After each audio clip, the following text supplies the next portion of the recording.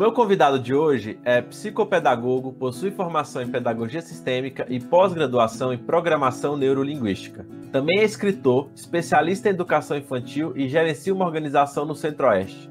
Conheci ele durante a nossa parceria com o Instituto Sabin para acelerar ONGs no programa Saúde Mais, que se chamava Criança e Saúde.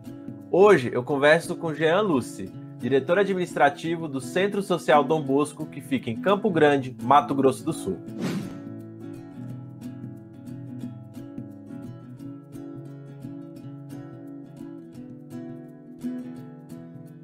Jean, seja muito bem-vindo ao podcast do Impacto.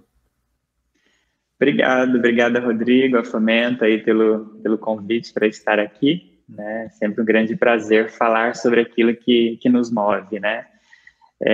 Eu sou diretor do Centro Social Dom Bosco. O Centro Social Dom Bosco é uma instituição que está presente aqui em Campo Grande, no Mato Grosso do Sul, desde 1999. Então, temos aí mais de 20 anos já.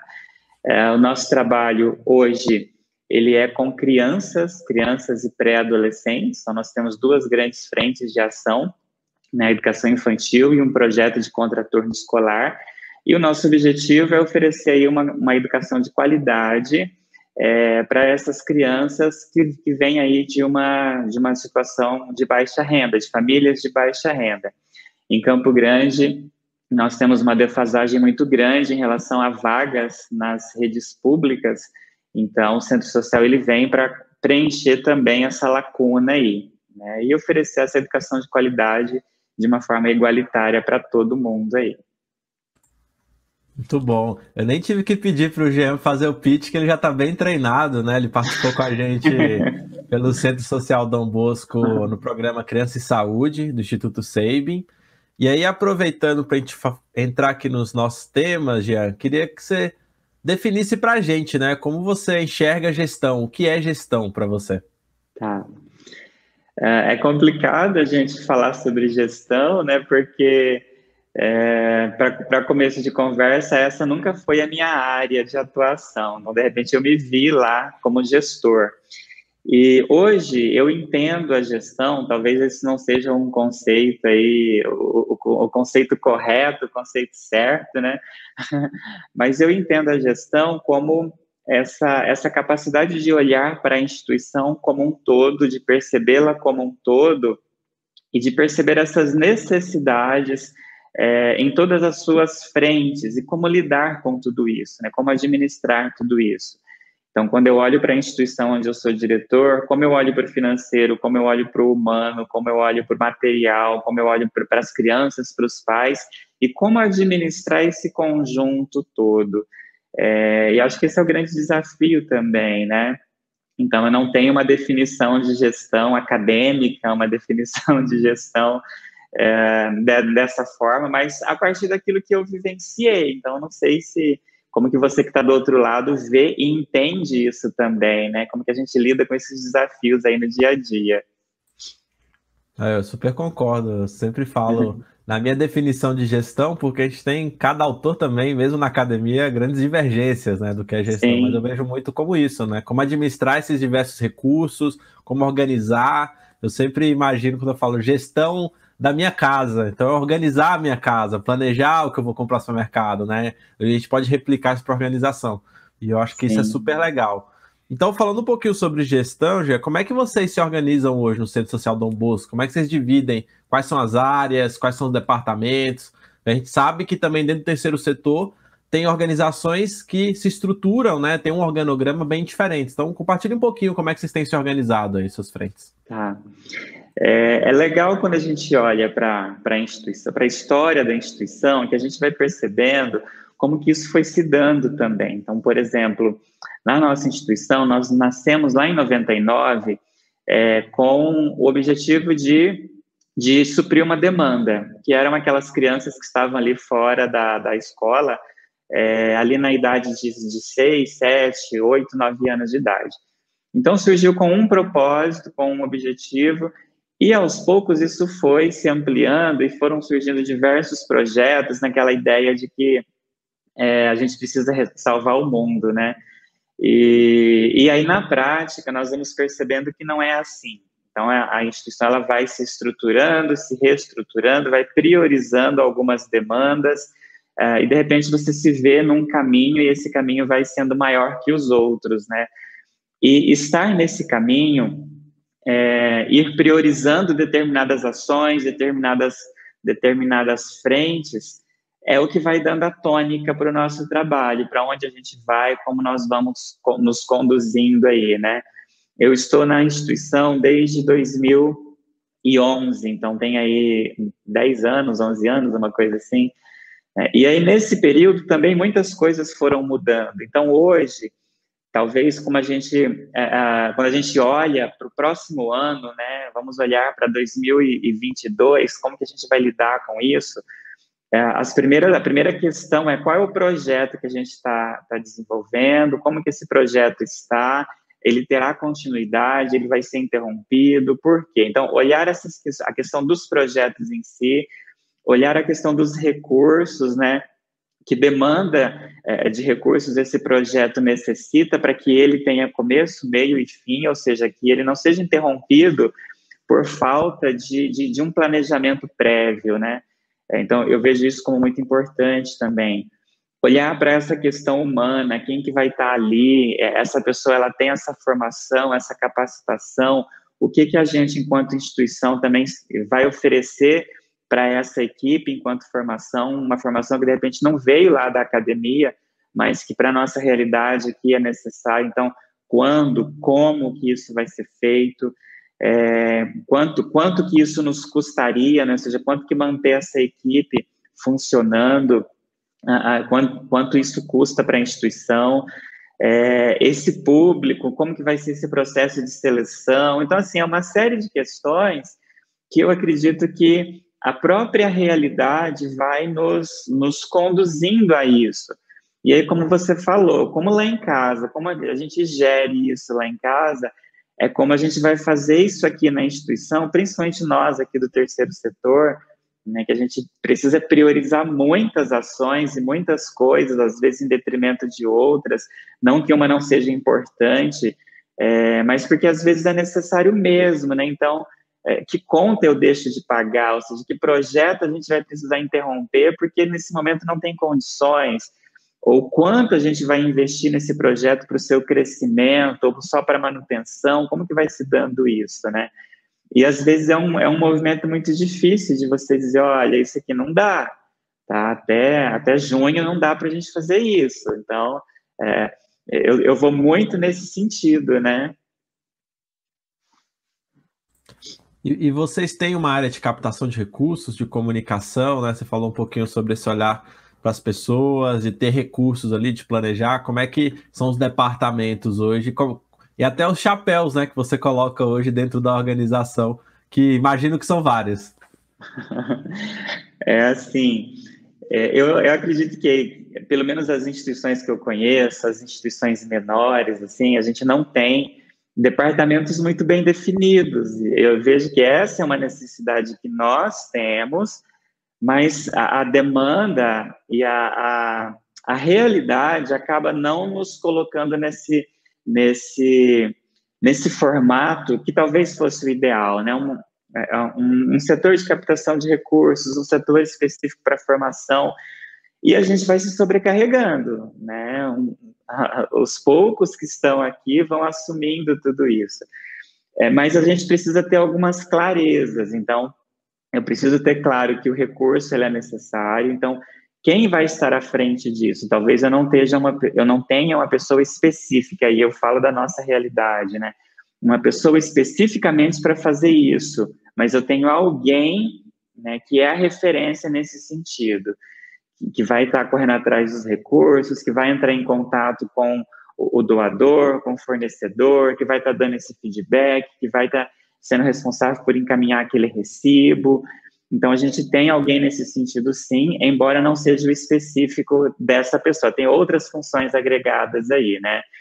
A comunicação, e é muito interessante que a comunicação, ela é uma das nossas reais necessidades, a gente sabe dessa importância, e é uma das frentes que vai ficando, né? No dia a dia ali você reconhece essa necessidade, reconhece a sua importância, mas não sei o que acontece no decorrer do dia a dia, mas é uma área que quando você vê, passou ali 2 meses e você não foi lá no site atualizar determinada ação. A ação está acontecendo aqui em tempo real, em tempo integral, e é muita coisa acontecendo, e às vezes a gente não tem esse feedback para o público, ali para o doador, embora a gente reconheça essa grande necessidade. Então, talvez essa deficiência nasça justamente do fato de que eu não tenho alguém especificamente para isso também, né? A nossa formação, ela também vai nesse sentido. A gente senta, planeja quem vai executar. Olha, fulano vai ser responsável por isso. Talvez não seja você quem vai dar essa formação, mas é responsável de correr atrás de uma pessoa que tem essa capacidade, que tem essa formação para trabalhar com a equipe, né? Hoje a gente já tem tudo muito mais estruturado em relação à formação, por exemplo.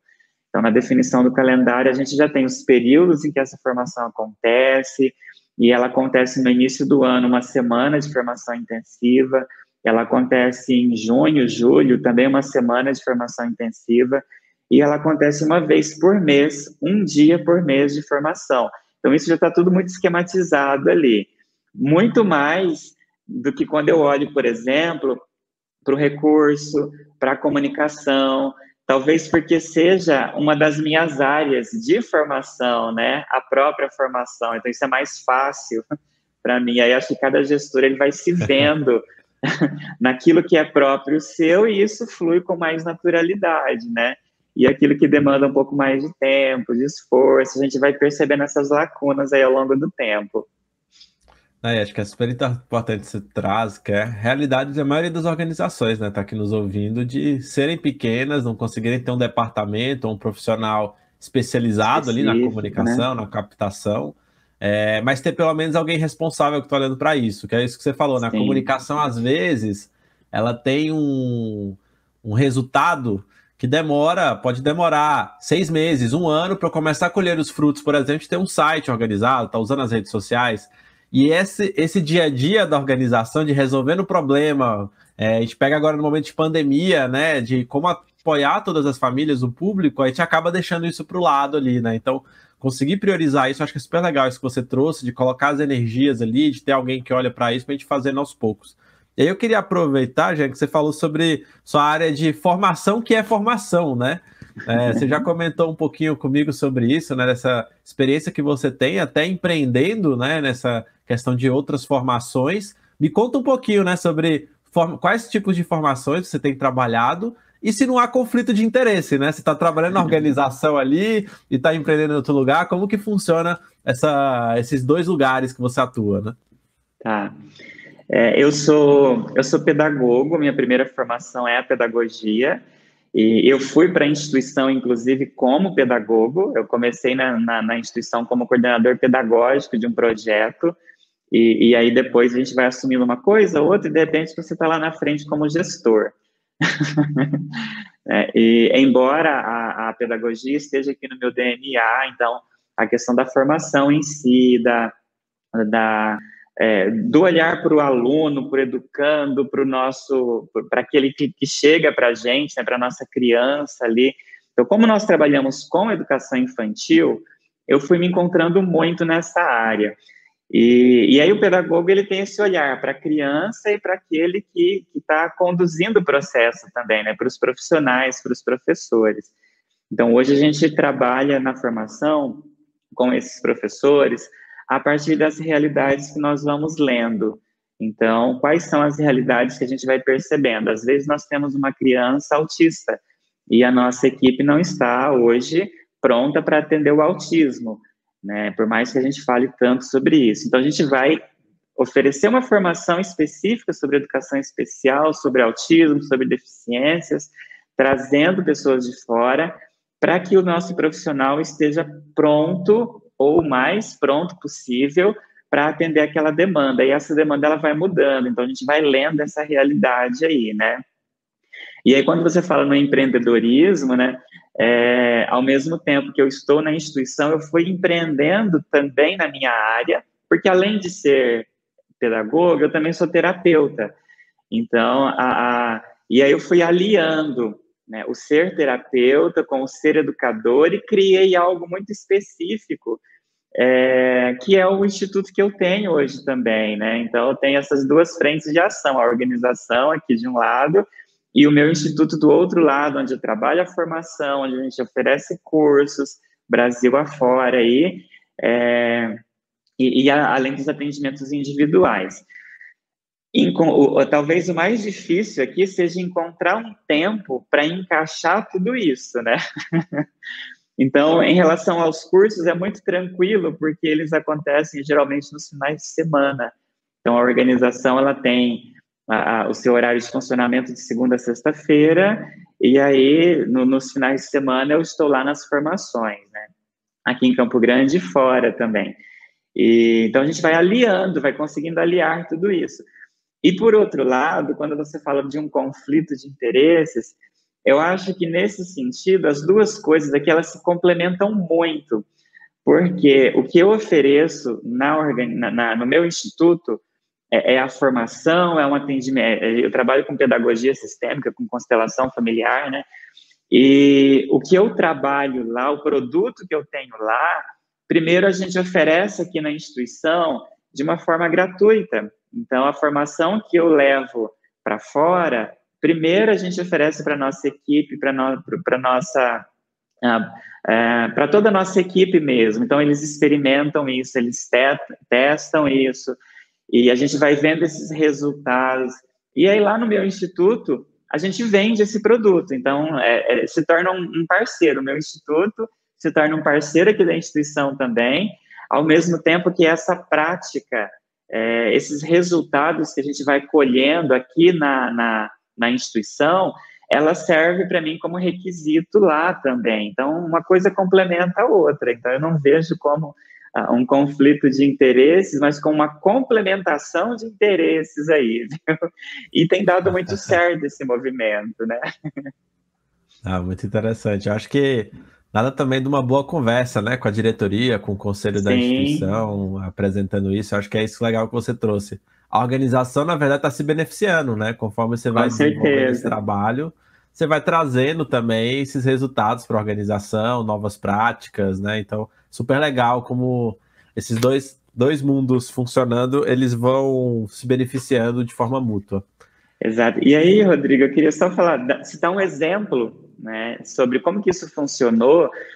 Quando eu cheguei na instituição, nós tínhamos ali uma rotatividade muito grande de funcionários, né? Talvez pela questão salarial, talvez pela própria formação. Então, assim, nós não conseguíamos ter uma continuidade no trabalho de forma satisfatória por essa questão. Então, hoje tinha um funcionário, daqui 6 meses, esse funcionário nos deixou por uma nova proposta, e então essa rotatividade era muito grande.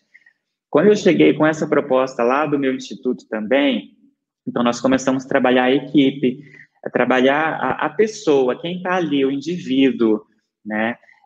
Não no sentido de uma exigência profissional, não, de olhar para você e dizer, você é importante para nós, e nós vamos trabalhar você, as suas dores, as suas demandas, as suas necessidades. Começou dessa forma. Hoje, os nossos funcionários, eles estão com a gente há anos. Então, aquela rotatividade, ela inexistiu. Ela inexiste hoje. Então, o funcionário, ele quer estar com a gente. E, às vezes, ele percebe ali uma demanda da instituição e parte desse funcionário o chamar para uma ação. Então, a gente tem, por exemplo, hoje, nesse momento, uma ação acontecendo na instituição que partiu dos funcionários. Já a gente está passando por um momento de pandemia, a gente percebe a dificuldade financeira e nós queremos fazer uma ação entre amigos para reverter para a instituição. A gente pode fazer isso?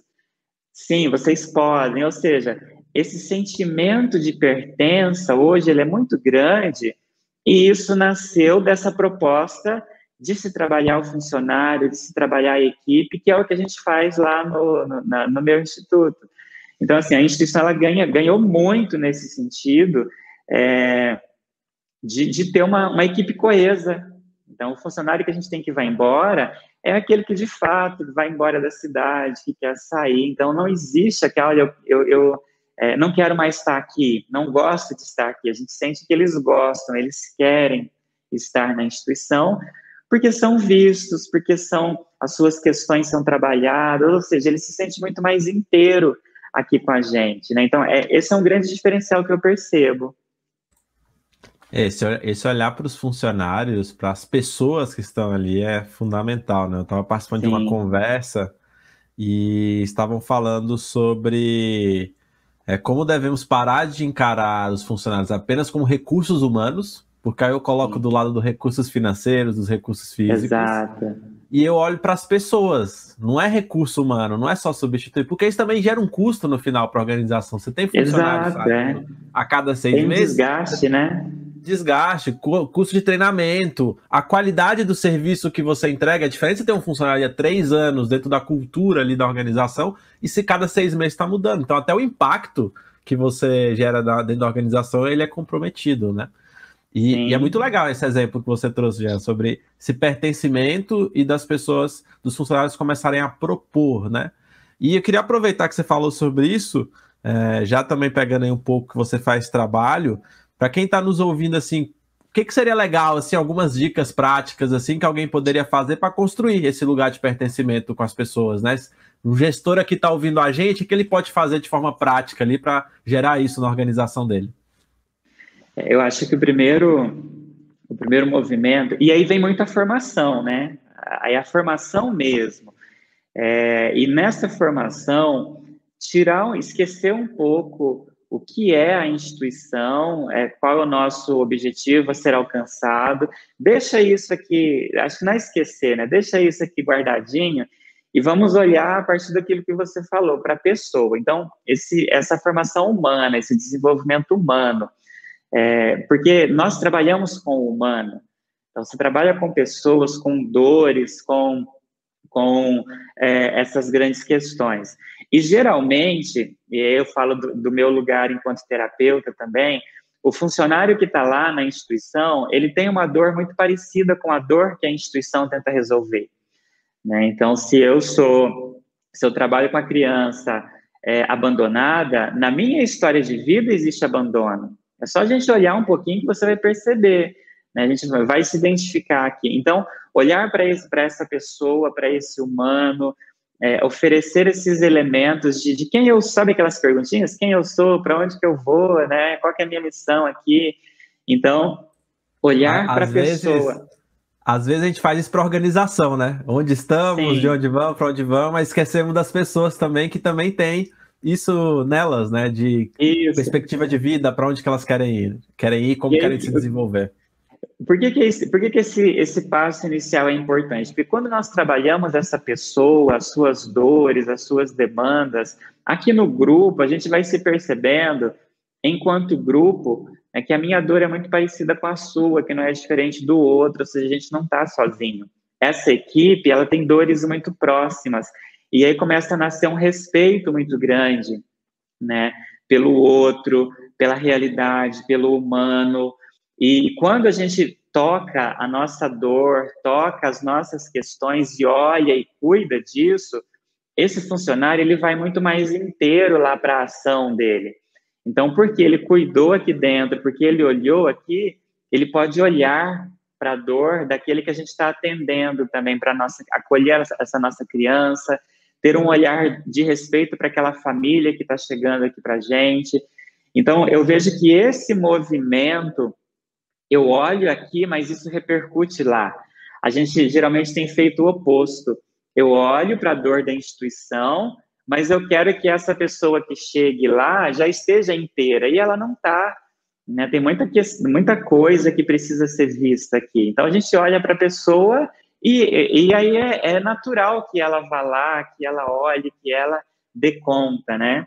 Então, na instituição, nós começamos com esse trabalho de formação humana lá atrás, né? Isso foi crescendo, a gente foi percebendo como isso é importante, e de olhar e perceber o outro mesmo. Então, hoje, a gente tem durante o mês, um dia no mês, que é um dia para a equipe. Então, nesse dia, e isso está lá no nosso calendário, nesse dia nós não atendemos o público externo, né? A instituição está lá de portas fechadas e a gente vai olhar para a equipe. E aí a gente olha as questões da instituição também, numa parte desse período, e no outro dia a gente olha para a equipe como um todo. Aí, então, os conteúdos dessa formação vão respondendo essas necessidades. Lá no finalzinho do dia, a gente chega aqui com um bolo, para celebrar os aniversários do mês, então tem aquele aniversário, nesse período inteiro, quem foram os aniversariantes, vai lá para frente, a gente canta parabéns, a gente corta esse bolo, e ali ele vai se vendo como importante, não foi só aquele parabéns que eu recebi, não, a gente parou, nós celebramos a vida, nós celebramos você aqui, né, essa importância, esse cuidado. E a gente foi percebendo como que esse gesto tão simples, mas que encontrou espaço aqui, repercute no trabalho, repercute em todas as outras ações depois, né? Então, é uma troca, isso vai acontecendo. Então, a dica é, começa por formação humana, tá? Mas a gente não tem quem faça isso. Busque externo, né? Busque um terapeuta, um psicólogo, alguém que trabalha essa demanda, que trabalha essa área, e faça essa parceria, né? É possível fazer essas parcerias aí e oferecer essa possibilidade para a sua equipe. E o ganho é muito grande, é imenso. Incrível. Acho que é um trabalho que às vezes já tem até profissionais dentro da organização que atuam no atendimento, nas famílias, psicólogos, que podem ser utilizados, né, nesse espaço de facilitação e construção. Né? O assistente social que está ali, né, o psicólogo que está ali, então um professor que talvez tenha essa formação. Então, é só a gente olhar um pouquinho. Procurar, acha. Muito legal, Jean. Para mim veio 3 palavras aqui que a gente acredita muito também na Fomenta quando a gente está fazendo nossos programas, que é esse espaço de escuta, esse ambiente de confiança para poder falar das dores e a celebração, né? E às vezes nesse dia a dia corrido da organização, te acaba esquecendo. Seguindo aqui, para a gente falar um pouquinho sobre um momento aqui que eu acho que sempre quem está nos ouvindo, nos assistindo, sempre espera. Captação de recursos. Quero saber um pouquinho aí como é que vocês se sustentam, quais são as estratégias hoje que vocês têm, as 2 principais estratégias para a captação de recursos na organização. É uma coisa que a gente aprendeu na Fomenta e a gente já fazia de alguma forma, mas não com esse olhar mais direcionado, né? Foi que a gente não pode jamais ter apenas uma fonte de recursos, ou seja, depender de uma única fonte de recursos. E geralmente as instituições elas dependem aí de um convênio, de um termo de fomento, de colaboração, né? E se isso falta, a instituição sente, fecha. Então, essa preocupação ela é muito grande com a gente. Então, hoje, as nossas principais fontes de captação de recursos são o convênio, né? A gente usa o termo convênio, embora hoje não seja mais convênio, né? Mas está tão arraigado aí.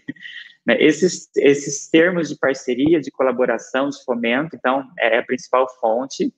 Hoje, como nós somos educação, a gente, então, tem essa parceria com o governo, o Fundeb, né, que supre aí a grande maioria da nossa folha de pagamento.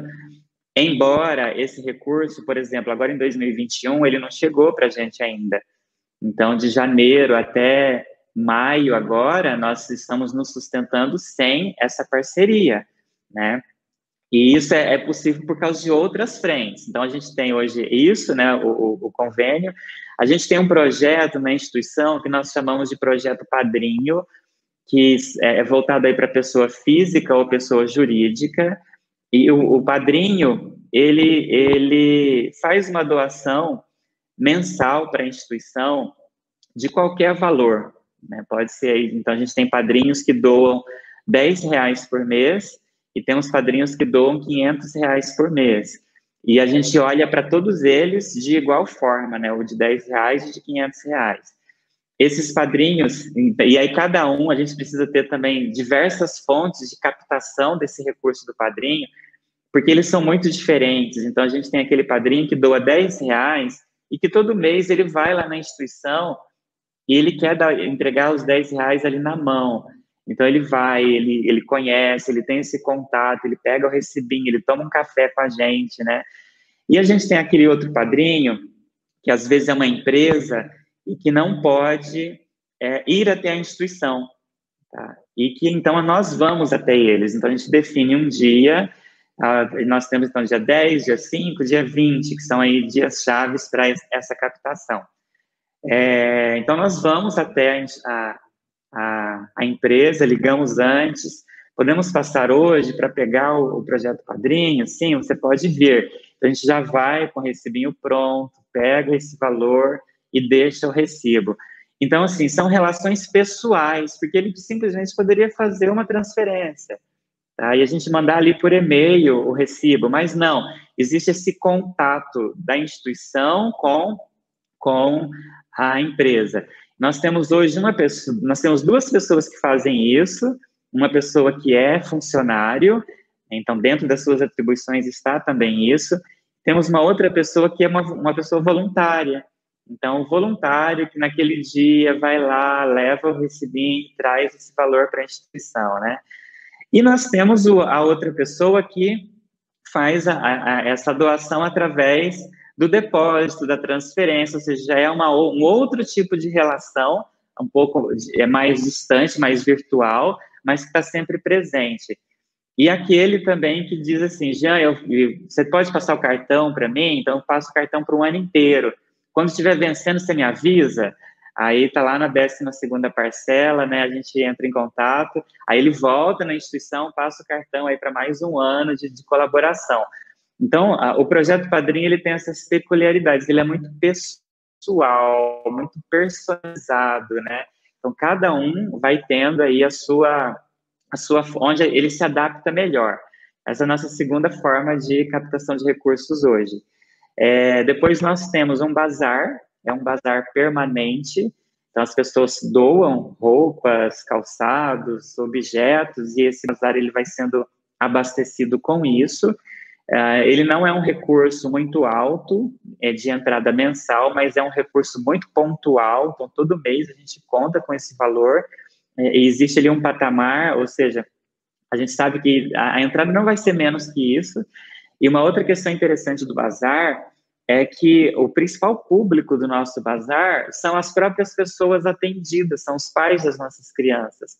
Como são roupas infantis, adultos, e um valor muito, muito em conta, eles se beneficiam também disso e colaboram com a instituição. Então, essa é a terceira forma de arrecadação de recursos que a gente tem.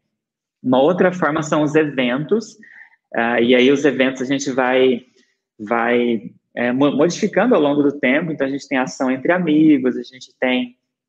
hoje tem um evento, que é uma costelada que nós fizemos, já está aí na sua 6ª edição, ou seja, são 6 anos, e foi um evento que deu muito certo. Então, a primeira edição, a nossa diretoria que organizou, e aí, como a gente queria fazer um evento maior, nós precisamos trazer pessoas de fora. Então, a diretoria se organizou, convidou.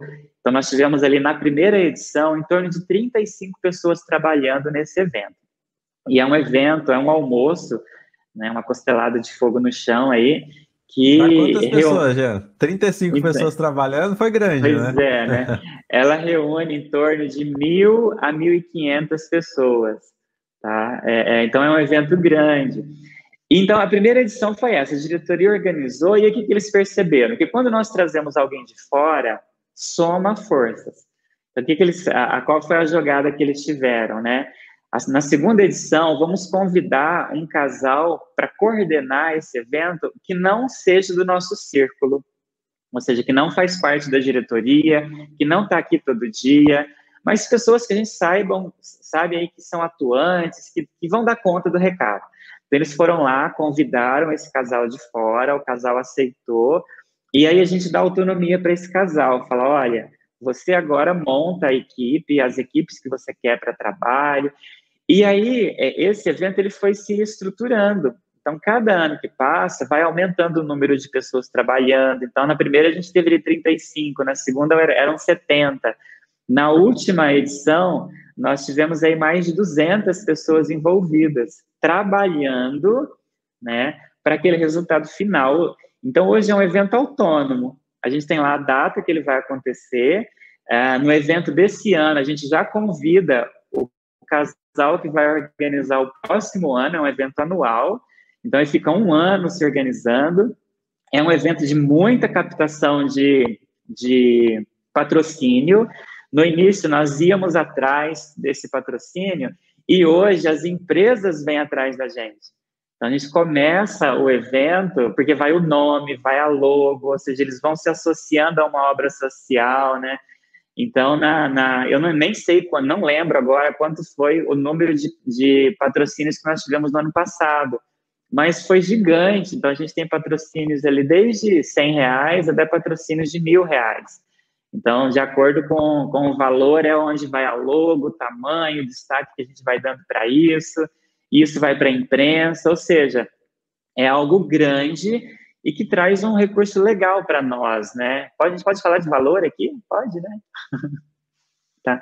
Então, por exemplo, no último evento, que foi na pandemia, ou seja, não podia reunir pessoas para a costelada, então nós fizemos ele drive-thru, ou seja, a pessoa vinha, pegava, não veio para comer aqui, mas vinha, pegava e levava. Nós tivemos aí 85 mil de retorno líquido, né? Ou seja, nossa, demais, pagamos demais. Tudo e 85 mil no período de pandemia, né, para um evento que não pôde aí, reunir pessoas para estar junto, para ouvir uma música, né, aquilo que atrai aqui. Então, esse é um grande evento, é uma grande entrada para nós também. A gente aprende muito com a organização de quem vem de fora. Então, hoje, ele é um evento que eu vou lá para participar, né? E eu estou aqui disponível. Olha, essa equipe está organizando, o Centro Social faz isso, como que é? Ou seja, a gente é referência para busca de informações, a gente pode fazer isso, o que você acha, né? Mas são eles que vão, eles que organizam, eles que correm atrás, e o recurso vai chegando. Então, acho que essas são as principais fontes que a gente tem hoje de recursos, né, de captação de recursos, e a gente sente que às vezes não é suficiente, né, se falta um pouquinho aqui, então tem outro ali, mas o projeto Padrinho, ele é a gente percebe que tem um grande potencial, e um potencial que a gente não deu conta de explorá-lo ainda, assim, na sua integralidade, né? Mas é muito bom porque é pontual, mês a mês está ali, é diferente do convênio que vai chegar lá na frente, um recurso que vai chegar, eu faço um projeto esse ano, ele vai entrar o ano que vem ainda, então Até as muito... restrições também, né? As restrições que tem de utilização do recurso. Que pode, que não pode, tudo isso, né? A gente tem essa questão, não sei se é uma realidade nacional, mas do imposto de renda, doação através do imposto de renda, que aí já entra nisso que você falou, é muito específico, é para esse projeto, é para compra desse tipo de material. Então, também é um recurso que a gente recebe ano a ano, né? E que ajuda, né? Que sempre está ajudando aí. E os desafios que são muitos, né? Nossa, eu adorei essa história que você falou do evento, como ele foi se estruturando, né? Não foi do dia para a noite, foi um trabalho de construção para chegar nesse porte.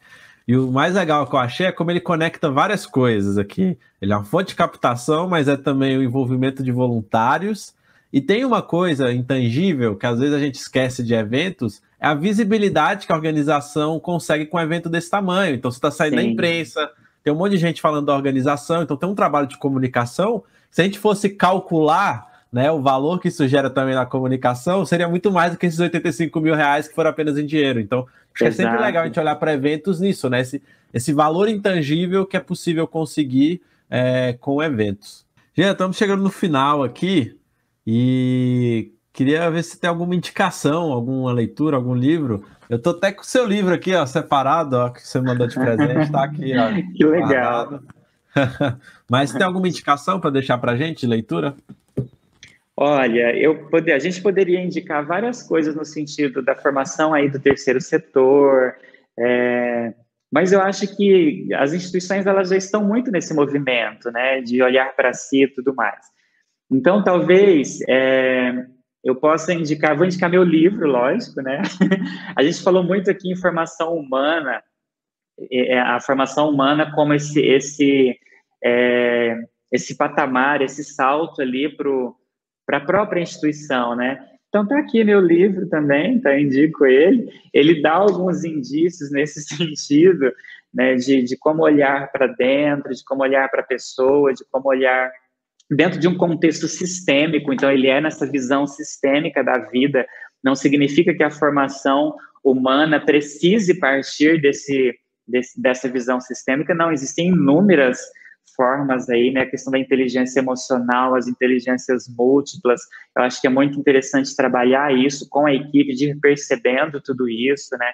Então eu indicaria essas formações essas leituras que favoreçam o olhar para o humano mesmo.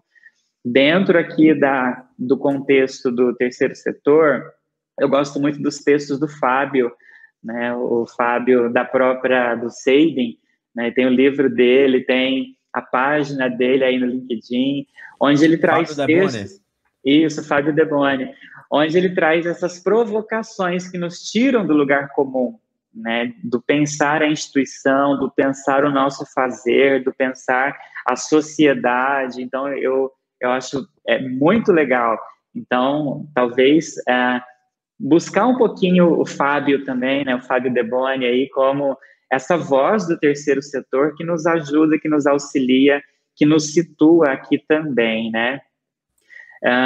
Um outro livro que a gente pode trazer aqui também, e aí eu falo aqui da questão da educação também, é um livro da Olinda Guedes, que se chama O que traz quem levamos para a escola. Então, aqui falando mais para a educação, para a instituição que trabalha com educação, então, o que traz quem levamos para a escola? Também é esse olhar humano, que não é só direcionado para as nossas crianças, mas para essa formação humana aqui também, né? E acho que poderia indicar aqui várias leituras, mas talvez abranger nesse sentido, de uma leitura humana, de formação humana, para as equipes, tá? E a gente, enquanto gestor, ir nos abastecendo do que está disponível para nós também como gestores, né? Muito bom, muito obrigado pelas indicações, Jean. Até para quem estiver aí nos assistindo ou nos ouvindo, depende de quando você estiver ouvindo a gente, está no ar aí o Papo do Impacto, que eu e Fábio trazemos alguns temas quentes aí para falar sobre o setor de impacto. Então, quem estiver ouvindo aí, procura no Portal do Impacto para acompanhar, que está super legal esse formato novo. Jean, brigadão pela sua presença, agradeço muito aí ter participado dessa conversa e a gente vai se falando. Obrigado, eu que agradeço a oportunidade de falar um pouquinho, né, sobre o nosso trabalho e aprender também, né, aprender um pouco aí com a Fomenta, com o Portal do Impacto. Então, obrigado, abraço grande. Hoje eu conversei com o Jean, do Centro Social Dom Bosco. Jean trouxe alguns pontos bem interessantes sobre gestão de equipe, citando como o sentimento de pertencimento é essencial para gerar engajamento e, consequentemente, maior desempenho da equipe.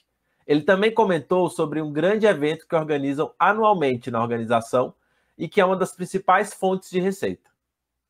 Para fecharmos o episódio de hoje, a minha dica é o Guia para Alavancar Seu Bazar, que lançamos no Portal do Impacto. Um e-book super completo com várias dicas para a organização do seu bazar, com exemplos reais de organizações do Brasil. Corre lá e faça o download agora mesmo no Portal do Impacto. Eu fico por aqui, um forte abraço e até o próximo episódio do Podcast do Impacto.